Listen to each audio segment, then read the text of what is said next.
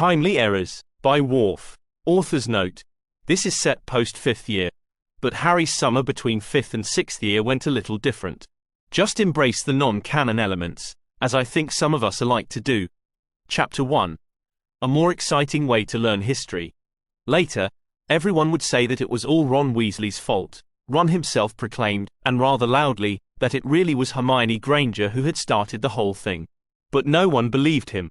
Well, except for Harry Potter, who had been there and witnessed it all. In the modest opinion of the boy who lived, each had earned a share of the blame. However, as he didn't want to be on the outs with both his friends, he merely kept his mouth shut about the whole event. It had all started on a rather normal day. Indeed, it had been a Tuesday, and Harry had found that statistically nothing of great interest or disaster ever happened on Tuesdays. Thursdays were tricky. He'd had some terrible events occur on Thursdays. He'd been dropped at the Dursleys on a Thursday, he'd been bitten by a basilisk on a Thursday, and the Dark Lord Voldemort had arisen on a Thursday. Fridays were only slightly better, and Mondays had a history of going bad. Wednesdays could go either way, but usually held some sort of dramatic choice. His mother had sacrificed herself on a Wednesday, which had saved Harry even as it doomed her.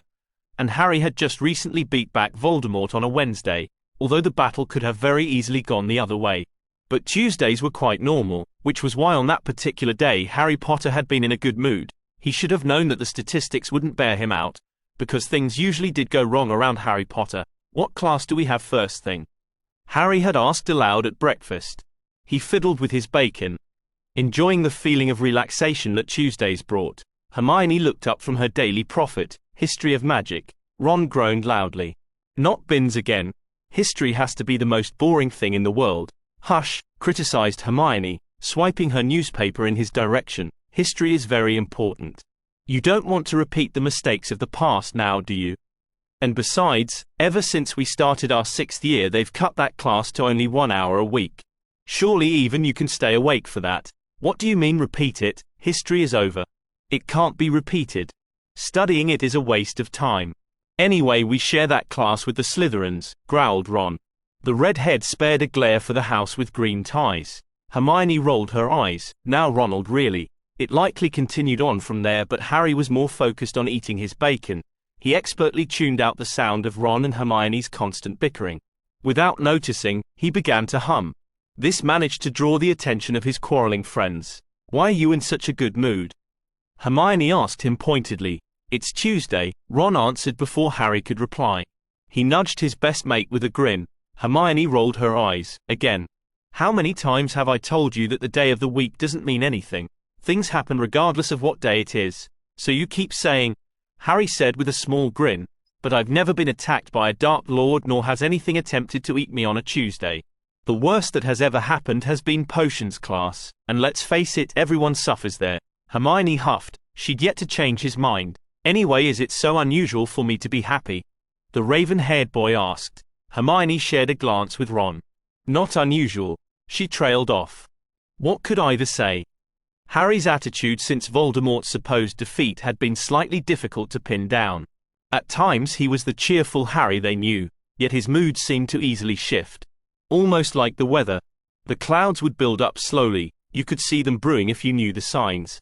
Then Harry would lock himself away, stare, gloomily, as Hermione had described it, at the flickering fireplace before throwing himself into his work. They'd watch him train for hours, his wand a wicked instrument of magic. Spells would fly fast and incensed for over an hour, sometimes 2 or 3. And during this time there seemed to be nothing they could do to reach him. Then the obsession would wane and Harry would be back for a bit. Neither of his friends knew what triggered these outbursts. Harry had never tried to explain. Hermione had asked once, but Harry would only shake his head ruefully and explain that it was merely something he had to do, not that his friends hadn't wanted to pry. But secretly Hermione believed that her friend's intensity was linked to his need to live up to his famous name, one which had grown even more famous now that people believed he had defeated Voldemort again only last summer. And for this reason she, and a grumbling Ron, decided to let the matter alone. But, of course, Voldemort was not gone. Harry was quite willing to say that Voldemort hadn't been vanquished and was once again biding his time, but the wizarding world pretended not to hear. Hermione was sure that Harry felt compelled to train himself up and defeat the Dark Lord quite thoroughly the next time they met. Hermione was wrong. But this story isn't really Harry Potter and Lord Voldemort and their seemingly fated confrontations. It isn't even about how Hermione Granger can sometimes be very wrong. Rather, this story is more linked to the trouble that can occur when a person says things he oughtn't. And the entirety of Hogwarts believed that person was Ron Weasley. Of course, at that moment, no one knew what was about to occur, particularly since it was Tuesday. Even Sybil Trelawney hadn't considered anything amiss, although later she would claim that she had. Second Tuesday in the month of a full moon, dears. Bad omens indeed. After a normal breakfast, the trio took the usual route to the History of Magic classroom. They settled into their seats, sitting in the same seats as they always did.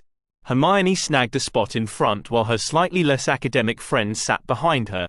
All three got out pieces of parchment. Hermione bent on note-taking, and Harry and Ron were preparing for an epic game of hangman. Harry had taught his friend the Muggle game, and the pure-blood wizard seemed to take a shine to it. They'd covered sheets of parchment with the innocent diversion.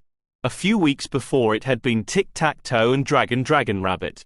The last being a wizarding game that Harry was quite terrible at, mostly because Ron kept altering the rules. It wasn't long before the ghostly professor took his place at the head of the classroom and, without pausing for breath, as he didn't breathe, began lecturing about the Goblin Rebellion of 1643. Most of class gradually submerged back into sleep. Either that or they found things to keep them occupied. Lavender was braiding Pravati's hair. Ron and Harry continued their parchment games. Dean Thomas and Seamus Finnegan seemed to take cue from their housemates and started their own games. In essence, everything was occurring normally. Harry secretly relished the unexciting quality of it all. However, Hermione was in an odd mood today. Ron would later say, not in her hearing of course, that it must have been that time of the month. Harry, on the other hand, thought that after 6 years of her being the only one to pay attention to Binns, and thus be the one who everyone begged notes off of, had caused the bookish Gryffindor to snap. Either way, on that particular day, in between taking her notes, Hermione would periodically glance back at her two friends and glare, whisper a negative comment, and/or sniff in a highly aggrieved manner. Oddly enough, it was the sniffing which caused Ron to narrow his own eyes in frustration. Hermione thought she was putting pressure on her two friends to be more responsible with their studies. What the bushy-haired girl didn't quite understand was that sometimes increasing pressure can make things explode. Harry could sense the redhead's growing temper but didn't have any way of communicating the danger to Hermione. He knew, because the phrases Ron Weasley chose for the game of hangman were becoming increasingly violent, finally ending the game with, "If she sniffs one more time, I'm gonna burst." Harry had a difficult time solving that one. Ron didn't seem to get that it had to be an actual popular saying. Still, between Muggle and wizard idioms, he supposed it would have been just as difficult anyway. Hermione sniffed again. Damn it all, Hermione. It is just history, no one bloody cares. Ron's voice echoed around the room. Almost everyone snapped out of their drowsy moods and were now gazing at Ron with shocked expressions. Harry wasn't quite as surprised. He ducked his head into his hands and wondered what was going to happen, and why would it have to happen on his lovely Tuesday? What was that, Mr. Wellesley? Demanded Binns in a cool tone. No one said anything. No one had ever seen Binns as focused on anyone as he was on Ron. Indeed, oftentimes Binns didn't even seem aware that he had a class. If the man hadn't noticed his own death, well, let's just say that the trivial things like a class and its attention span didn't matter much. Yet somehow Ron Weasley had done the impossible and sparked the dead wizard's interest. Suddenly the ghost was peering around the room with grim eyes. And you haven't seen grim until you've seen the eyes of a dead, disapproving history buff. Professor Binns took in Parvati's half-braided hair. He spotted Neville Longbottom, who had been drooling on his desk. He noticed the game of paper football that Dean Thomas and Seamus Finnegan had been playing. Across the aisle, the Slytherins were no better. Ron's outburst hadn't managed to awake Gregory Goyle, who continued to snore. Pansy Perkinson had her charms book out and was hastily writing an essay due next class. Draco Malfoy had enough tact to lower the mirror he'd been using to see if his eyebrows were even. A low resonating growl seemed to emanate from the small ghost as he observed his class for the first time in years. Mr. Wellesley, indeed all of you, Black, Patty, Langston, Taller, and Finnewanger. The class looked around trying to figure out who he had singled out. You all have failed to grasp the importance of history, and your negligence stops now. I dare say you will all soon be very interested. The class looked rather disbelieving. He's gone loopy, Ron whispered to Harry. The class of 6th year Gryffindors and Slytherins seemed to have come to the same conclusion. Half of the room was rather happy. After all, if Binns had gone mad, surely he couldn't be allowed to bore them with more lectures about goblin rebellions. The other half were not so happy. If Binns's death hadn't stopped the man from teaching, well, a little case of madness certainly wouldn't. Hermione sighed. If anything, this meant his lectures were going to be even more erratic. She foresaw note-taking becoming even more difficult. Yes, indeed, cackled Binns with a dark tone none of them had suspected he possessed. You'll all appreciate history a little more. A loud snore from Goyle seemed to punctuate this statement. With a cool gust of wind, Professor Binns soared across to his desk. Harry had never seen the ghost take any interest in this piece of furniture. Without the house elves, it would likely be covered with dust. Binns' ghostly hand reached through one of his drawers and emerged with a fist full of white powder. Harry cocked his head in confusion, but his eyes were already glum. Harry knew trouble quite intimately, and there was little point getting excited about it. But he did wonder what the material was that Binns managed to hold. He was a ghost after all. Peeves managed to touch material things, but he was a poltergeist. What sort of material could a ghost touch? With a large gesture, Binns opened his palms and the white material soon dusted about the room. As the powder rained down upon them, Harry noticed that it wasn't powder, but rather sand. He rolled it between his fingers and wondered why Binns had pelted them with white sand. Perhaps he really had gone loopy. Hermione, sitting in the front, seemed to have been covered the most. She sneezed and tried to dust herself off. Around the room the other students were acting in a similar manner. Draco Malfoy said, rather loudly, that his father wouldn't stand for this. Lavender and Parvati both swiped at their hair rather frantically, and Goyle slept on. Things were beginning to settle down when quite suddenly Hermione Granger disappeared. Pandemonium might have broken out. Both Harry and Ron had risen to their feet in alarm. But it was at that moment that a rather calm-looking Dumbledore entered the room. The old headmaster looked around the room with a somewhat grim, but unsurprised look. His eyes rested upon Harry Potter and the look became even grimmer but no more surprised. Professor McGonagall arrived behind him only moments later. "Headmaster, what would require my presence away from 7th year Transfiguration?" she inquired coolly. Her glacial look warmed a few degrees when she spotted the unhappy students who seemed dusted in white. Dumbledore ignored the deputy headmistress's question and instead turned to the history of magic professor. "Binns," Dumbledore reproved, looking down at the little ghost. "We've discussed this after what happened to that class in 1956. The ghost didn't look repentant in the least." McGonagall, however, gasped. "He didn't," she squeaked. "Professor, what happened to Hermione?" asked Harry with a steady voice. "Oh dear, starting already is it?" The headmaster glanced around, taking in the empty seat. "All right. Everyone to the hospital wing. But first," Dumbledore waved his wand and a burst of wind swept through the room. The white sand which had coated the students was caught in the breeze and flew to the back of the classroom where it collected on the floor. Unfortunately, Neville Longbottom had opened his mouth at that unlucky moment and a great deal of sand flew into his mouth.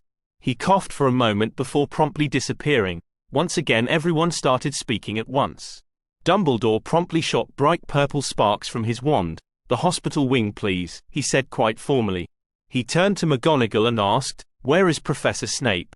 "I believe I asked him to be present as well. He has advanced potions. I dare say he didn't think your invitation merited his presence," she replied primly. "Well, fetch him now.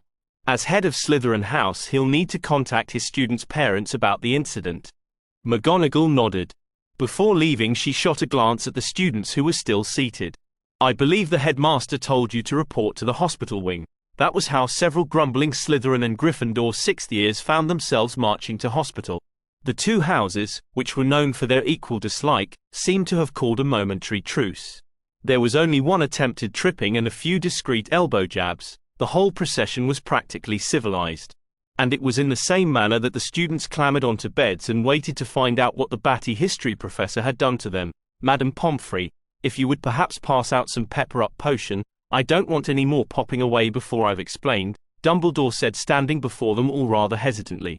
He coughed and reached into his pocket for a lemon drop while the students begrudgingly swallowed the potion that Pomfrey distributed. "Well now, let me first assure you that you are in no direct danger. The substance that Professor Binns distributed throughout your class is in general quite harmless. Just a magically charged sand. No need for alarm. At this statement, a few of the more nervous students released sighs of relief. Harry did not. He knew the old headmaster well enough to see trouble brewing in the man's blue eyes. However, there is one little negative drawback. Nothing too serious. A similar incident occurred in 1956. All the students at that time were fine. Indeed, I rather think that they learned a valuable lesson from the entire experience. You see, Dumbledore reached into his pocket for another sweet. "Oh, do forgive me. Would you like a lemon drop?" At this, the old man reached into his pocket and pulled out a rather lumpy brown bag. He offered the bag to the students. Everyone said no, except Harry. Merlin knows he'd need something sweet to take his mind off of whatever Dumbledore was about to unveil. He already had a vague idea, and if he was correct, he may need to get his own bag of lemon drops. You see, the sand was charged with magic, as I've said.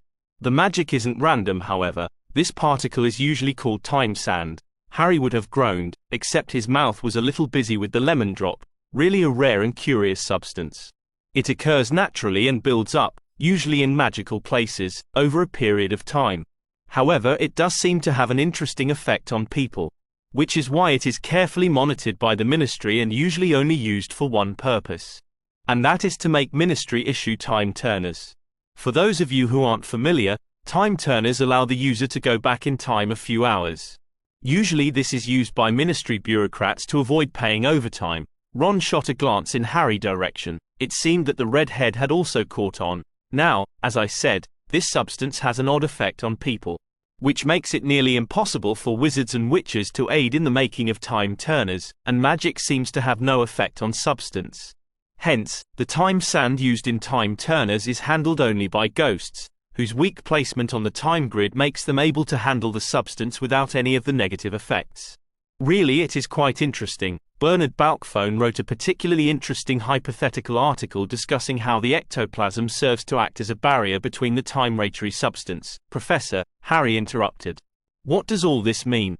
And when exactly did Hermione and Neville get to? The two classes both looked rather glad that Harry had managed to focus the headmaster, although some of the brighter ones were rather disconcerted about the phrasing of his second question. "Ah, yes, quite right, Mr. Potter. You see, when living witches and wizards are exposed to time sand, the substance accumulates and eventually sends the individual to a time in the past. Now in about a week, no more than 3 on the outside, this accumulation dissipates, metabolized by the body, and the individual returns back to their original time." "Wait a minute," Ron said rather loudly, "we've been exposed." Everyone else seemed to realize this as well, and soon the room was filled with the voices of students. The emotions were rather varied. A few Gryffindors were rather excited about the entire thing, seemed to think it a grand adventure. Most of the students, however, weren't terribly excited to learn that they were only moments away from being swept into the past. What till my father hears about this, being assaulted by a professor, pelted with dangerous Ministry issue material. Draco's grumbles were, of course, the loudest of the bunch. "How did Professor Binns get a hold of it?" asked Pansy Parkinson, for once demonstrating that there was something between her ears. A few faces turned to Dumbledore. "Ah, well, Professor Binns is rather active for a ghost and seems to enjoy the work during the summer. I'm afraid he's been known to bring some of it home once school starts. Really must talk to him about it again. Still, he's only flown off the handle twice in 50 years, really not a bad record." Dumbledore seemed to be talking more to himself than to the students. Thunderous voices continued to shout. Madame Pomfrey found herself at a loss on how to settle the students. Eventually the Meadowitch locked herself in her office and decided to let the bemused headmaster settle the issue. Harry Potter wasn't particularly troubled, well, almost. He was rather disappointed that Tuesdays weren't as peaceful after all. 5 or so minutes later, Professor McGonagall arrived with Professor Snape in tow. Between the Gryffindor head of house's yelling and Professor Snape's sneers, both houses were calmed down and were letting the situation set in. Professor McGonagall insisted that Madame Pomfrey run an evaluation on each student just to make certain that the sand hadn't done more harm. Hence all the students were waiting for their exam before being dismissed to enjoy what time they had left in the present. "What do you reckon?" Ron asked Harry quietly. "Won't be too bad, will it? I mean, we get in scraps all the time. Might even be sort of a vacation. I mean, they won't make us do assignments in the past, right? What would be the point?" "Maybe," agreed Harry. He had snagged another candy from the headmaster and was sucking it thoughtfully. He was a little worried about his friends who had already popped back to the past. He wasn't so worried about Hermione per se. He had a feeling the bushy-haired witch was smart enough to figure out what had happened. Neville, on the other hand, could be clumsy sometimes, although he wasn't the sort to blurt things out and cause a scene. And Neville had always been better at defending himself than the young man wanted to admit. He had done decently in the DA last year. So maybe they'd both be fine. After everyone had calmed down, Dumbledore had explained that people would appear sometime in the past exactly where they had disappeared. Meaning that unless you went back further than 1,000 years, you'd still appear in Hogwarts. So, his friends were relatively safe. Ronald Weasley, Madame Pomfrey called. Ron rose to his feet. "See you at lunch, mate," the redhead said before going behind a privacy curtain. Harry continued to wait until everyone else had gone. "Harry Potter," finally called the friendly Medowitch. Harry crossed behind the curtain but didn't find only Madame Pomfrey as he had expected.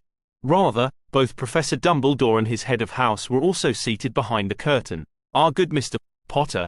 I've been wanting to speak to you for a while, but you seem to be avoiding the hospital wing," stated the Medowitch with raised eyebrows. Harry shrugged. "I've been fine." Madame Pomfrey looked at the ceiling and shook her head. "Yes, Mr. Potter, I dare say you'd say so. But having such powerful wards collapse onto someone isn't a trifling matter. How has your magic been behaving? I thought you were scanning me to make sure I was healthy before I was sent back in time," argued Harry. "Indeed we are, Harry," said Dumbledore. The man's mouth narrowed as he examined the young man. "I'm afraid I can't tell you when you'll be sent to. Whenever you may not have the proper healing magic available to help you should your magic cause a problem, I need to make sure you can handle it on your own." Professor McGonagall fidgeted in her chair. "It's not that we've noticed anything particularly unusual, Harry, although you have skipped classes a few days this first month. That's not like you, and we need to know if you're all right, particularly with this change of events." Harry sighed.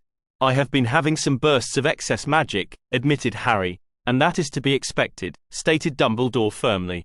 The collapsing of the wards around Privet Drive constituted a very large backlash of magic. It was enough to send Voldemort into a coma. "The fact that you survived is quite extraordinary, but how have you been dealing with these surges?" "I've tried the meditating you taught me. It works for a bit. Sometimes it manages to control it for a few hours. At least it assures that I can get somewhere safe, then I just fire off bursts of magic. Kind of like a fast-paced training exercise. Not uncontrolled magic, spells. It sort of drains away the energy and then things are okay again." Harry didn't know how to explain it any better than that. All three adults looked pensive for a moment. "And that works for you?" Dumbledore asked. "Yes, I haven't had any trouble like I did when I first came here after Voldemort attack number 4. Madame Pomfrey's lips grew thin. Her face was usually impassive, mending away even the most gruesome magical mishaps without any emotion. However, Harry had spent enough time with the kindly witch to be able to read the slight changes in emotion. He knew that she was currently thinking of his condition this summer. It hadn't been pretty. It had been on a Thursday, of course. Dumbledore hadn't known of the disturbance prior to the ward's collapse, which had signaled the end of the confrontation. The headmaster and the Order, with the Ministry close behind, had rushed to number 4. Both groups had arrived just in time to see the Death Eaters carting away Voldemort's body and Harry Potter standing alone in the wreckage. Later, the Dursleys were found alive, unfortunately, in the cellar of their home. They had been ordered there by their nephew and despite the life-threatening nature of the request, were not the least bit happy about it. Harry had been rather stunned, bruised and bloodied. He'd suffered from one bout with the Cruciatus curse, but had somehow survived a cascading failure of some powerful blood wards practically unharmed, or that was how it seemed. It wasn't until a week later that they discovered the side effects of his amazing survival. It seemed that his magical core had absorbed a great deal of the magic released from the ward collapse. On its own, this wasn't remarkable. Such collapses tended to respond that way, instantly seeking out a new container for the influx of magic. The end result for the people involved in such a collapse depended on a variety of factors. Firstly, the amount of power in the wards, the size of the person's natural magical core, the age of the person and the connection a person had to their magic. However, despite all these factors, in most cases the result was death. Too much magic could burn you up from the inside like a firecracker. If you were terribly lucky, you may end up in a magical coma, the likes of which currently consumed Voldemort. Some people had been fried by magic but managed to survive. Of course their brains had more of a resemblance to pudding than anything else. But Harry, a young boy whose magical core was still growing, he had survived with no ill effects. Nothing like that had ever been heard of before. However, after a week, they grew to learn the darker side of this miracle. It seemed that Harry's connection to the blood wards had made the magic more connected to him personally than would occur in most cases. Secondly, his young, growing magical core had somehow managed to stretch to accommodate the upsurge. Yet, after a week of holding so much magic, his core seemed to have reached its breaking point. Harry's skin had crackled and burned with magic, his eyes had glowed powerfully. His mind had been consumed, busy sensing and feeling all the magic around Hogwarts. But the same power that was radiating from his body also seemed to be slowly eating away his internal organs. Then, in a stunning burst of power, one which had almost destroyed the hospital wing, Harry had managed to purge some of the magic. It was only due to the actions of Madame Pomfrey and Dumbledore that he had managed to stop. Otherwise he could have destroyed Hogwarts itself, leaving nothing but a crater in the Scottish countryside. It had taken a few more mini-explosions before he had managed to reach the control he currently possessed. Harry didn't say anything about the incident. Madame Pomfrey and the other seemed to take the hint, and the Meadowitch managed to hide her concerned stare. However, the silence felt heavy in the air. But Harry couldn't blame them for ambushing him to discuss the situation. In an objective, logical way, he could see why Dumbledore and the others might be a little concerned about Harry, the magical time bomb, Potter traipsing through time. But logic wasn't really how some people did things. Dumbledore's eyes crinkled into a grin. "I have faith in you, Harry. If you think you can manage, I have nothing to fear. I think I'll be fine, sir. Just a couple weeks, right?" Harry nodded thoughtfully. "Indeed, Mr. Potter. Consider it a little break from your current fame." Dumbledore looked a little dour at the words. Harry agreed, any word on Voldemort's condition. Not that Harry hadn't been enjoying the few months of Voldemort-free time, but he knew it wasn't a permanent state and the waiting made it worse somehow. "No, Harry, as far as we know he is still unconscious. Like you, it is amazing he even lived." Dumbledore watched the young man before him, the prophecy swirling in his mind. Not for all the world would he want to lose Harry Potter. It was a blessing that the boy had managed to live, and if for that he had to endure Voldemort's continued existence, so be it. And the Ministry, are they still acting on the assumption that he is dead? Dumbledore heaved a sigh. "I'm afraid that is the case. However, the Auror department is still on high alert. But I'm afraid the rest of the wizarding world is much more comfortable believing that you have emerged victorious." Harry rolled his eyes. "Idiots." "Mr. Potter," chastised Professor McGonagall. "I'm sorry, Professor," apologized Harry. His tone, however, was not regretful. "It is a somewhat apt description," Madame Pomfrey said wryly. She casually ignored the Transfiguration Professor's cold nodded. "About the scan?"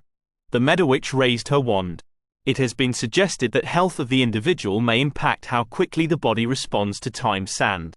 A lowered immune system seems to respond quicker. If you feel a cold coming on, it is better to come for a vial of pepper-up potion," she advised. She muttered a spell and Harry blinked as colored lights flashed before his eyes.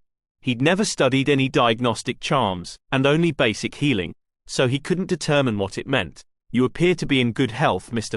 Potter. Although you could use a little more sleep," the woman advised. "Any idea on a timeline of how long we have until this dust sends us back in time?" Harry asked curiously. "That I can't say, Mr. Potter," Dumbledore said with a shake of the head. "Although I would imagine it would be sometime this year." Harry nodded and shrugged his shoulders. Rising to his feet, Harry picked up his bag and swung it over his shoulders. "Thanks, Professors, Madame Pomfrey," stated Harry with a tired smile. As he left, he forced himself to whistle and throw on a happier expression. Dumbledore had left his bag of lemon drops on a bed and Harry snagged a few more before going to meet Ron for lunch. Life at Hogwarts was bound to go on, whether time travel loomed or not. Behind him, the three adults remained silent until the hospital wing door shut. "Do you really think he'll heal right, Albus?" McGonagall asked. "I imagine so," Dumbledore said with a twinkle in his eyes. "Harry does manage to find some surprising ways out of trouble, but these magical bursts, they can't be healthy." Minerva turned to Madame Pomfrey with worried eyes. The Meadowitch had no words with which to allay her fears. "That is curious," admitted Dumbledore with sigh. He rose to his feet, his blues eyes following the path Harry had walked. There are two likely outcomes I can see. Either he will spend his magic too soon, and leave this world a muggle. Or he may very well become the most powerful wizard this world has ever known. Surely you don't think he'll lose his magic? Minerva asked, fear present in her voice. Dumbledore sighed. Despite pretenses, he knew that the strict Transfiguration professor was quite fond of Harry Potter. It's a possibility, but I wouldn't bet on it. Somehow that boy always manages to pull off the incredible. 2 months later. It was terrible, moaned Ron.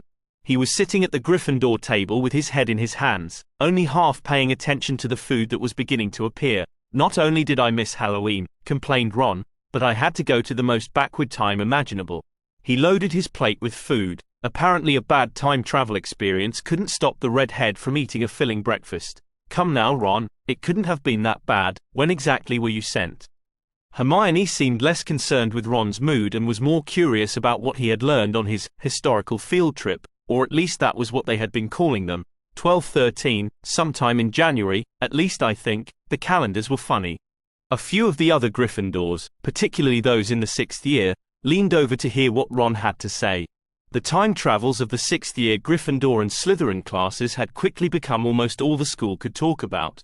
The other topics were Harry Potter's love life and, more importantly, whether Harry Potter wore boxes or briefs. Harry and his dorm mates refused to comment on both. Some students were rather jealous of the opportunity, particularly some Ravenclaws, and had taken to provoking Binns in hopes that he would send them to the past as well.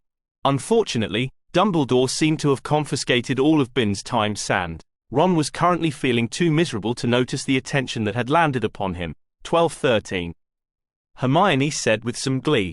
Oh, that is terribly exciting. You must have learned a great deal about medieval Hogwarts. Hermione was ignoring her own breakfast and was leaning towards Ron excitedly. The bushy-haired witch's own travel to 1845 had been a great learning experience, and she'd been quite happy with it until some of her classmates ventured further back in time. Also, she had been fairly disappointed that her stay had only been a week. Neville Longbottom had stayed almost a week and a half longer in 1634, during the famous Goblin siege on Hogwarts. Ah, yeah, exciting, commented Ron sarcastically. The people in the past are all barks. And the plumbing, you don't even want to know what I had to endure. And every night it was mutton for dinner. I like mutton as well as the next bloke, but every night? Trust Ron to think of his dinner and bathroom needs. Oh, Ronald, complained his witch friend. Look, do you know how to conjure a chamber pot? The redhead asked. Ah, no? Hermione asked, a little perplexed. Although I suppose it isn't much different from a normal pot. Trust me, it is. I spent a few unpleasant nights in the Gryffindor dorms where apparently conjuring chamber pots are a first-year skill. Although air-freshening charms apparently aren't. One ruddy third year called me a swollen parcel of dropsies. Now what the hell does that even mean? Hermione politely covered her smile, and the professors kept yelling at me because I didn't know the runic movements behind each spell before I cast it. I thought there wouldn't be homework. And just trust me, you wouldn't want to get detention there. I couldn't sit for 2 days. A few of the Gryffindors looked like they felt a little sorry for Ron. However, some seemed to think that he had gotten just as he deserved for starting the whole mess. Seamus Finnegan in particular thought Ron deserved all he'd got. The young man had spent a week as a prisoner in the dungeons because, apparently, in 1318 Irish students had been banned from attending Hogwarts on the ground that they might act as spies for Irish rebels. Harry listened as Ron continued to bemoan 12-13 and all those who had existed during that time. Hermione seemed to listening avidly, filtering out Ron's complaints and absorbing his comments about Hogwarts life at that period. Harry didn't care what Hermione thought. He wanted to go to a time where indoor plumbing had been invented. What surprised Harry was that he hadn't already taken his own historical field trip. He'd taken to carrying a shrunken trunk in his pocket, particularly on Thursdays. He'd remembered again this morning because Ron had just returned the night before, and not only that, I missed Halloween. I missed having troll pudding. You know they only make it once a year. Harry rolled his eyes. This seemed to be at the top of Ron's list of complaints. Because time sand could land you anywhere, you had no hope that the time you'd wind up in would coordinate with the present. Another reason why Harry's trunk had been fitted with clothes for both warm and cold weather. Knowing Harry's luck, he'd spend 3 weeks in the wilds of pre-Hogwarts Scotland. Hence, he'd included a knife, a bag of gold galleons, a broomstick and his invisibility cloak. Hermione thought he was paranoid. He also made sure to never leave his wand lying around. This time sand could activate at any time. Blaise Zambini had apparently been taken in the middle of the night while his wand rested uselessly on his nightstand in the present. Having to spend the first few days as a supposed Muggle born in 1678 had been an eye-opener for the pure-blood Slytherin. Harry didn't know the boy well, but he'd been told that the word mudblood hadn't left his lips since his return. Needless to say, Harry's wand was attached firmly to the wand holster around his forearm at all times. It made showering difficult. Ron, take this seriously. Who was the headmaster? What was he or she like? Hermione had taken to writing up anything she could about the Hogwarts staff from when the students visited. Ron, however, was in no mood to discuss history. Turning to Harry, he tried to ignore Hermione's prodding. So, anyone else pop back when I was gone? He asked. Only Lavender. Seems C went to 1910. Which is good news considering that when Parvati came back from 1456 she was practically traumatized. Bathrooms? Ron asked. Something like that, said Harry dismissively. You know, I usually think those two are just annoying bits of fluff, but I have to agree. Merlin. Never thought I'd agree with Lavender and Parvati. Last night I could have soaked in a bath for hours. Everything just smells so different then. And let's just say that cleaning charms weren't nearly as popular as they should have been. Harry nodded and took a bite of his toast. Suddenly Harry froze. An odd tingling feeling started in his stomach and swam through his body like ice through his veins. For a moment he worried if this was a new outburst of magic. Usually it burned hot. But then, with a shiver of a little dread, he recognized the symptoms that the other time travelers had mentioned. He wished he could have said goodbye. He knew he wouldn't be seeing his friends again for a few weeks. And Ron had just returned. Oddly enough, he did feel somewhat relieved that the waiting was over. Whoa. Prongs, hell of a good prank. How did you apparate in Hogwarts? A new voice intruded into Harry's thoughts. The words and the voice made it feel as if someone had thrown a brick into his stomach. Looking up from the toast he'd been eating, he knew what he'd find. Sirius Black was as handsome and young as he had been the day of Lily and James's wedding. He had thick black hair that hung a little in front of his blue eyes, a healthy face that seemed aglow with mirth and golden from the sun. His lips had curled an expression that Harry knew, one which reveled in a well-played prank. Harry was a little sad to know he hadn't seen that expression on his godfather's face as often as he'd have liked, but he wasn't his godfather. The young man before him wasn't older than 17. And Harry realized with a sickening pang exactly what time travel fate he'd drawn. Excuse me, Harry said with a serious voice. I really must go see Dumbledore. Without further ado, Harry Potter rose to his feet and fled the Great Hall, leaving a somewhat stunned Padfoot behind. Perhaps he should have guessed, perhaps he should have known from the instant he'd heard the phrase time travel. Ruin seemed to follow in his wake. It was to be expected that he'd be thrown into the same time as his parents' Hogwarts years. Harry walked with steady steps as he gloomily wondered if he would manage to prevent his own birth in the space of a week. Knowing him, it was possible. Yet, as he walked this thin line with disaster, he couldn't avoid the tiniest of smiles. He was smiling, and he didn't know why.